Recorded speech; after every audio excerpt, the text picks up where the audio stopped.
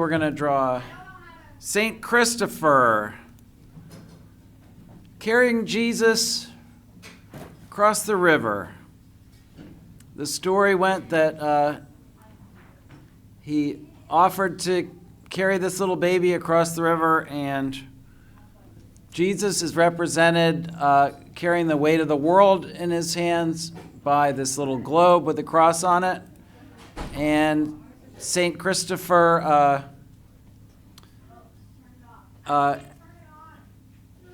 the longer he walked, the heavier the globe got until he was struggling to walk through the shallow water, even though he was obviously a very powerful man. Okay, so this is going to be really challenging because this pose has a lot of movement in it. So let's get ready to start. I'm going to zoom out a little and let's see. This is last year's schedule. Oops, sorry. We're going to start with the head. And notice I'm trying to just show right from the start that I'm representing the head of the little box that's facing slightly up and to the left. And then I'm conceptualizing the neck and the opening for the head at the top of the rib cage. Then I'm going to be looking for the form of the sternum, because the sternum is going to help me conceptualize the direction of the rib cage.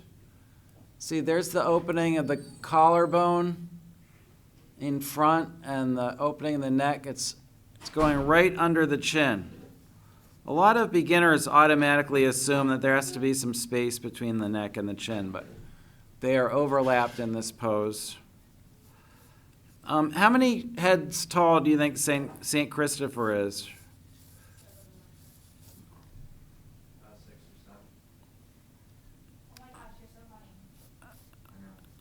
or 7. I'm hearing 6 or 7. I'm going to say between 8 and 9. Does anyone have a sense that his head is really small for his body? No, well, if you measured the head size, I'm going to say he's at least 8.5 heads tall. And that's the way that artists used to convey a sense of monumental scale in a figure, was to make the figure many heads, more heads tall. Like the Hercules, Disney Hercules is probably about 12 or 14 heads tall. This is, I'm guessing, probably about 9 heads tall. So I'm conceptualizing the pelvis as a blockish form that's tilted forward. So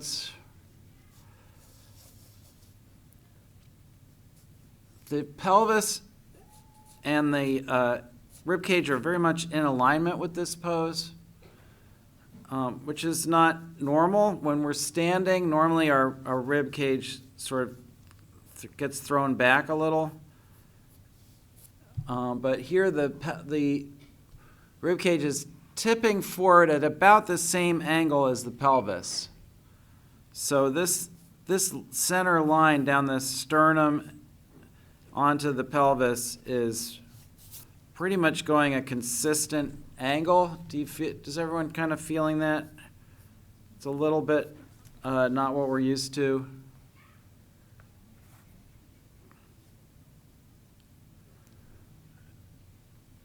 And make sure you don't run out of room here. We're going to quickly try to find our way all the way to the ground. So the trochanter of the femur would be about here. There's the angle of the femur. It's about 45 degrees. I can locate the knee in relation to the rib cage. If I go straight up from the knee, I end up sort of at the outside of the neck opening. And then this angle here is very,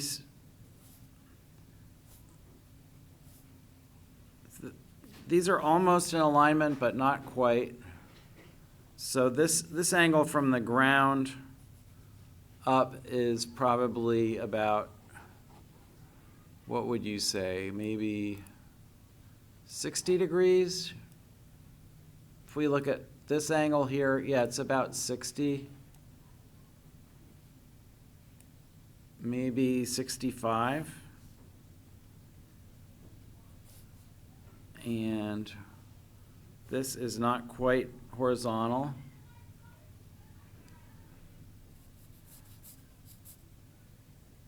This strategy I'm using is very normal for me. I will do like, I'll think of the mass, the three primary masses of the head, the rib cage, and the pelvis.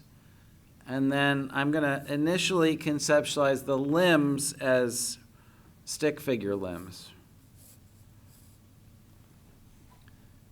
And another trick that we're going to use is called crating, or creating an envelope. So if I extend this back, see that sort of tells me where that heel is going to go. If I go straight across from this heel, it gives me an idea of where to put the toes on this side. And we also want to look for similar angles. You see how this angle here is virtually the same as this angle here. Most beginners only relate angles to angles that are right next to them. It's a really good idea to get in the habit of starting to think about the way angles relate to each other that are further away. Like, see how this arm is almost a continuation of the angle of that leg? And those things did not happen entirely by accident. They happened because those similarities were often emphasized by classical artists in order to create a greater sense of harmony in the work, or so I have been told.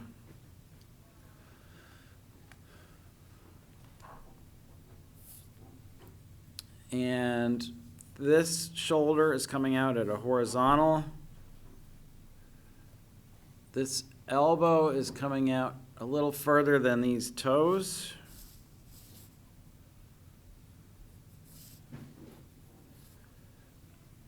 I'm not sure exactly how that's going to work. Feels like maybe my head is a little bit too small going across this way. I'm going to need a lot of musculature in the pectoralis region.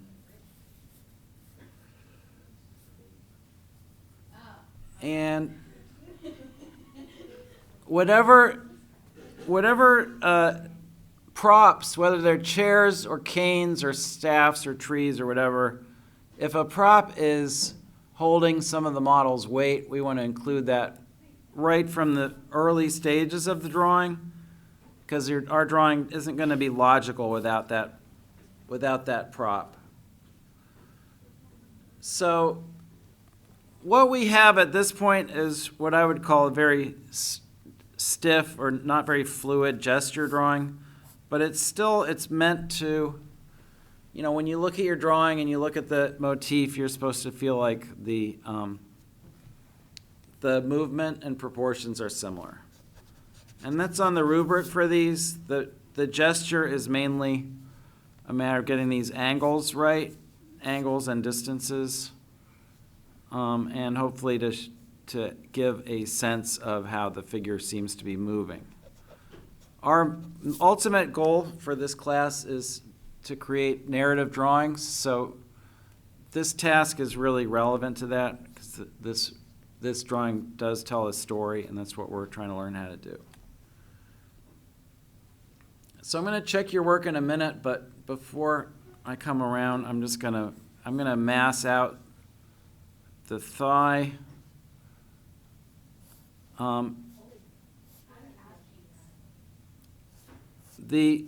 Remember, you look for the main mass of the thigh in the quadriceps, which are out in front of the femur like that. And the main mass of the lower leg is going to be behind the tibia like that. And we're going to look for this undercut of the knee so that we end up with this indentation here opposite this convexity on the other side.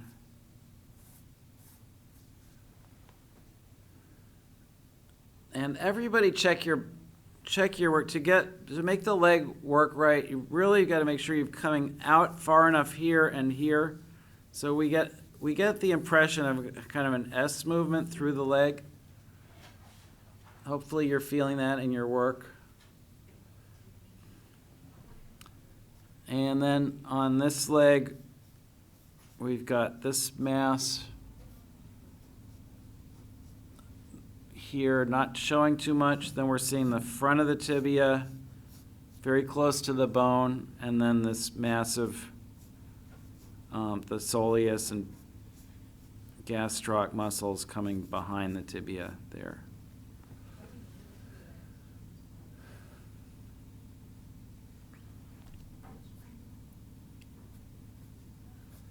Don't get hung up on toes yet.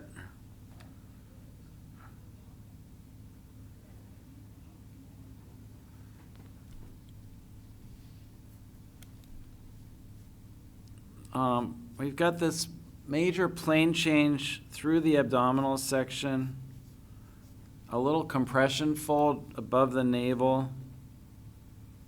Might be just a little higher than that.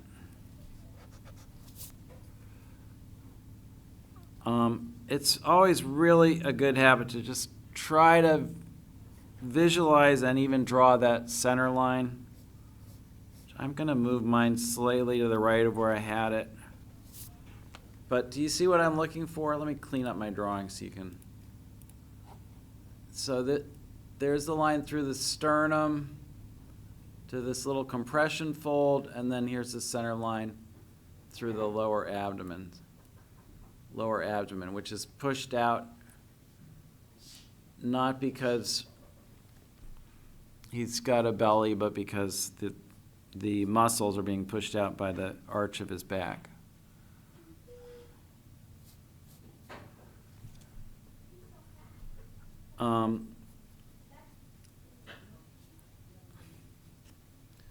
So that's the center line. Now I can build out the external oblique on the far side,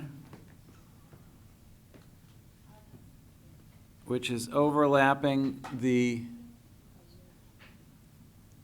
little bit of the iliac and the tops of the quadriceps over there. And we're looking for, so here's the bottom of the abs. The pubic arch is right in here, right? And so the trochanter of the iliac, of the femur, should be right about here. And can you see that? Look right there. You see that little hollowing out? Right here, that's the trochanter of the femur. That's where the muscles are, several muscles are inserting right there, so it's creating a depression. And once we know where that is, we can build our gluteal muscles around it, like that. And the muscles of the back of the thigh, like that.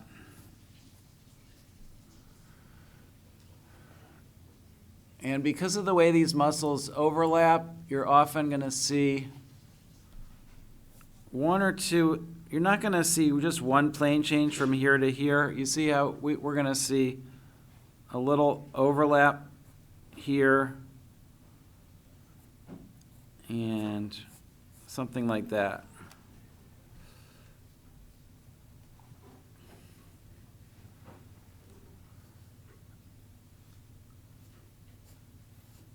So I'm feeling like I might have a little too much width across the pelvis. That looks better.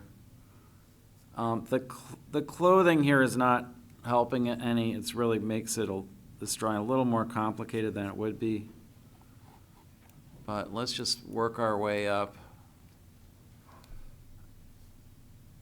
Why is he like not wearing clothes? Why is he not wearing clothes? Maybe he has like fabric on his back. Yeah, it's hard to say whether they really thought that people in Jesus' time just walked around naked all the time, or if they just wanted an excuse to represent the beauty of their knowledge of anatomy in the figure.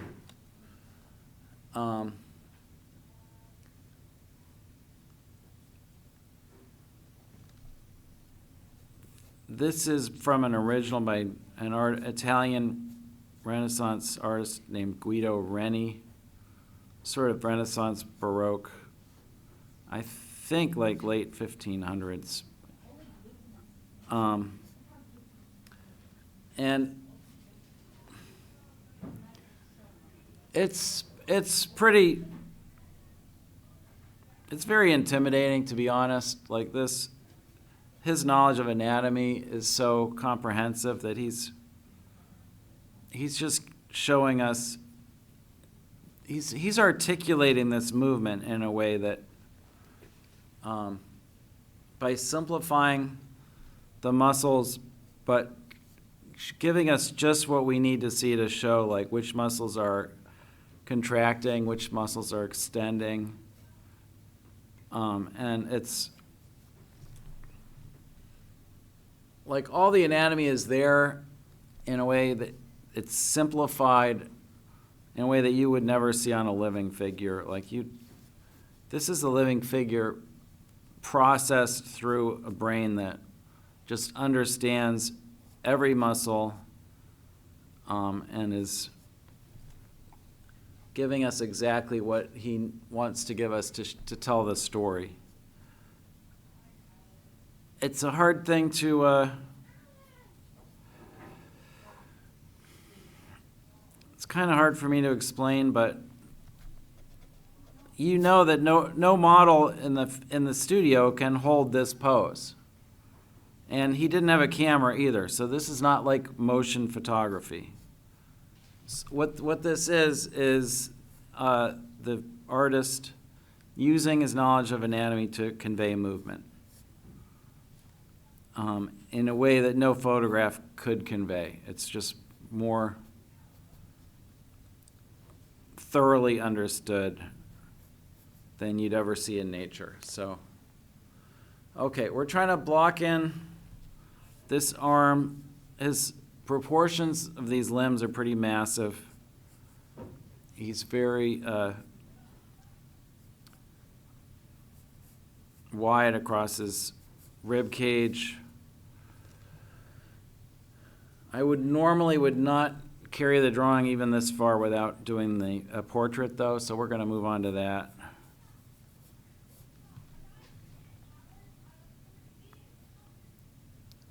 Boy, there's a lot of excitement in the other room, isn't there?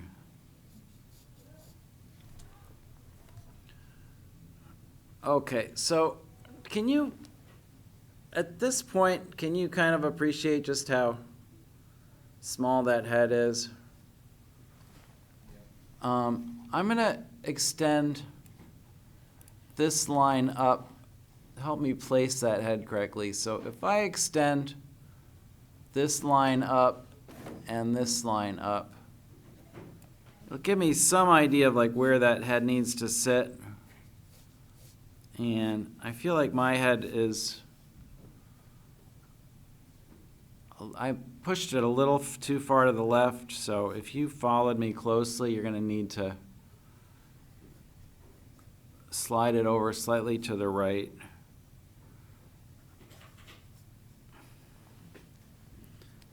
Basically, I didn't leave room for Jesus in this picture, so.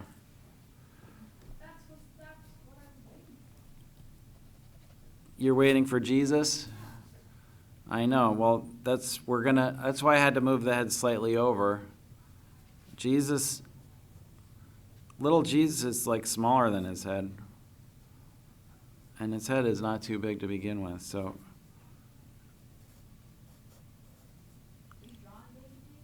Yeah, there's Jesus' little torso.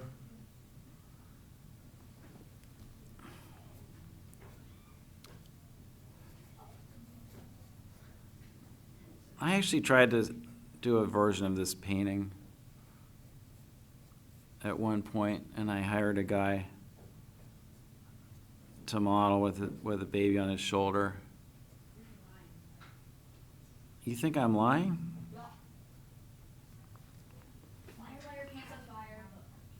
No, I'll find it.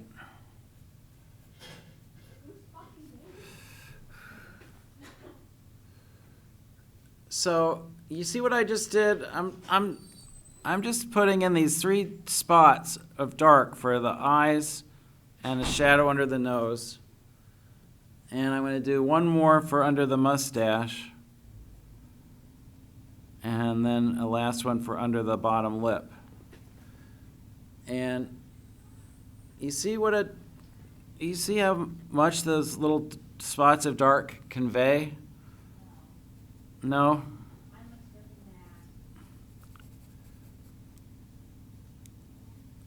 Well, they give me an idea of whether the head is turned the right way. He does have this big white beard, and he's got this shadow under it.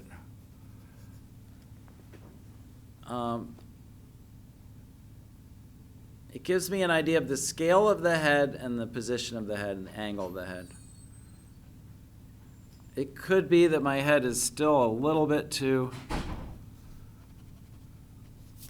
far to the left. Do I have room for Jesus or not? That's the question I have to keep asking myself.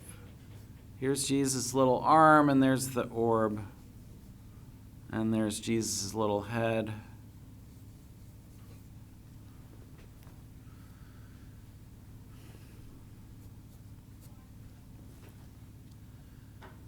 I think that's doing what it needs to do. And I'm going to come around and look in just a second. I just pretty much done with my block in, and I'll try to help you with yours.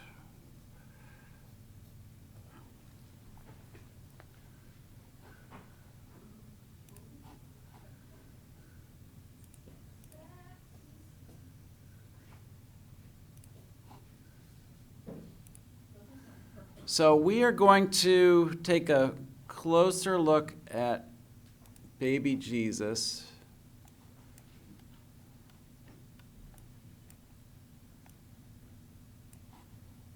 And that relationship in size between the head of St. Christopher and that's one of the amazing things about this drawing really is the way the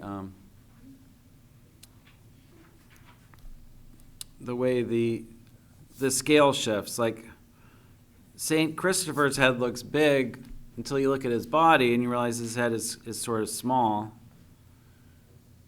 And then you look at the size of his head next to Jesus' head, and his head looks huge. So all these contrasts keep throwing off our perception. But I'm just going to go into the portrait a little bit.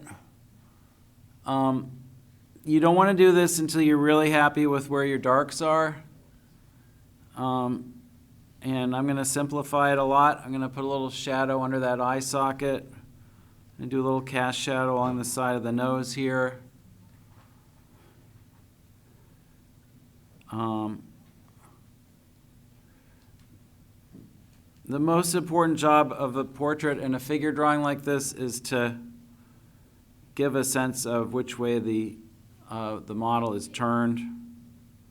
So those of you who I criticized on that, it was mostly because you had the head sort of facing straight on instead of over to the left. But honestly, my pencil's not even sharp enough to do much with the expression.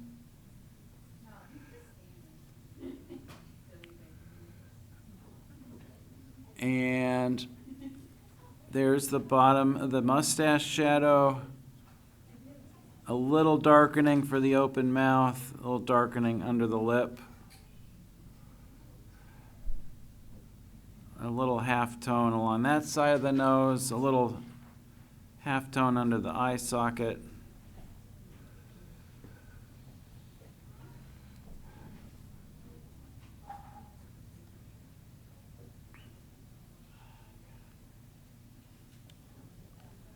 And a little bit of hair.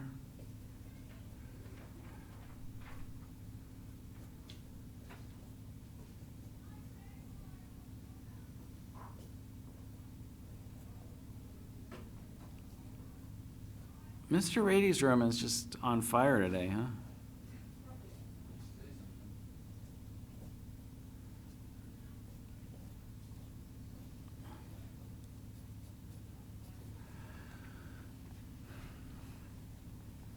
And the head's not really going to make sense without the beard. The beard is covering up some of the intersection of the head and the body, so we kind of have to include it.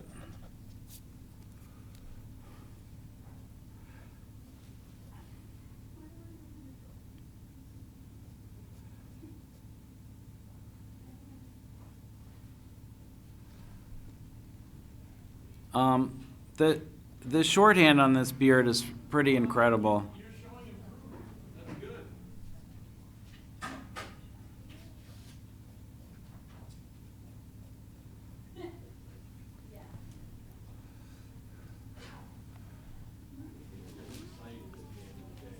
And we're throwing a little shadow underneath the beard onto the body.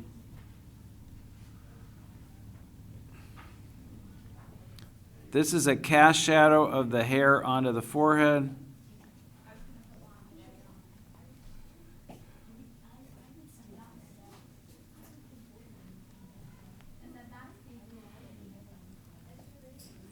And I've got his little Jesus head a little too close to St. Christopher's head, so I'm going to draw that little shoulder.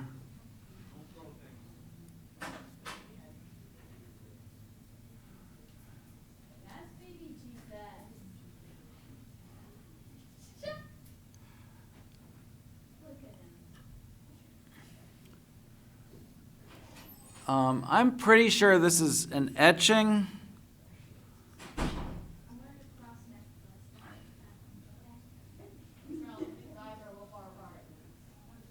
My eyes, am I drawing too far apart?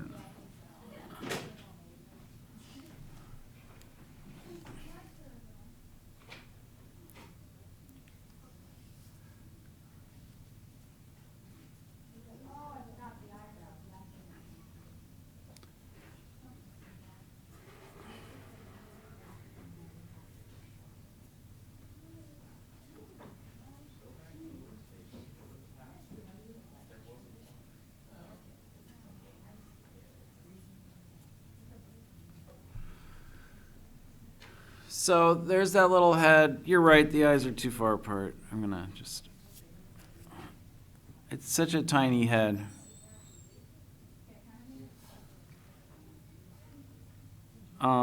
Here's his little shoulder.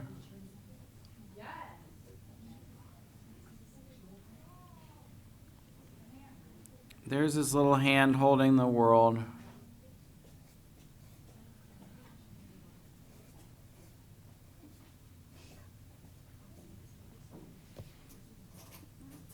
That little orb in Jesus' hand always represents the weight of the world.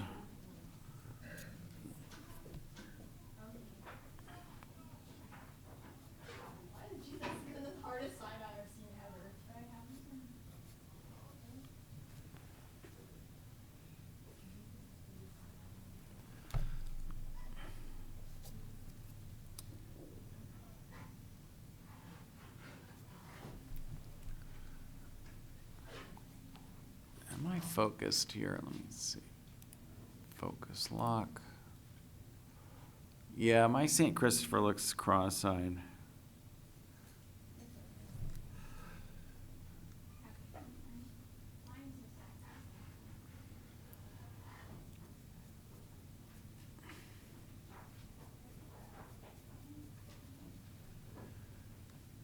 And notice Jesus' pudgy little leg comes out a little bit to the left of his shoulder.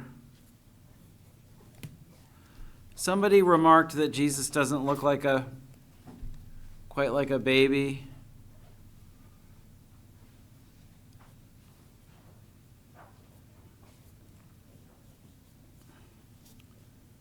And I would say that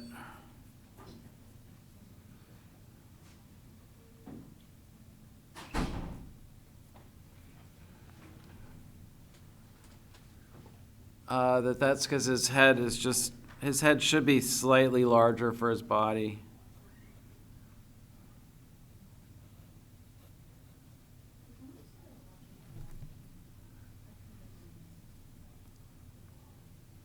Very foreshortened little foot here.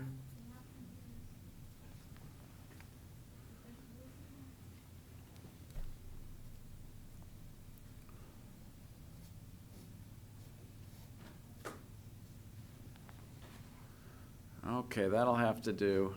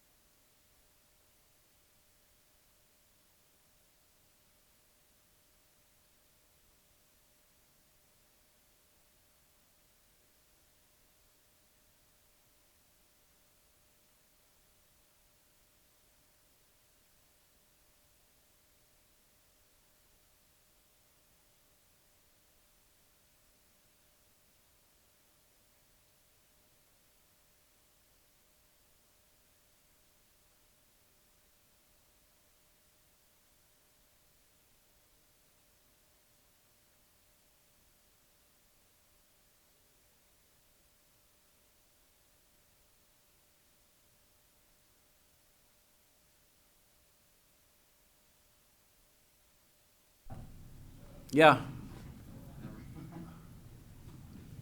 Is Bodie's better than mine? Probably. I would say his is really good though. Okay, so long, I think the audio might have been dropping out near the end there because my microphone was off, so apologies for that too, but I have to upload this anyway because of the people who were out today, so. Okay, we'll see you next time, thank you.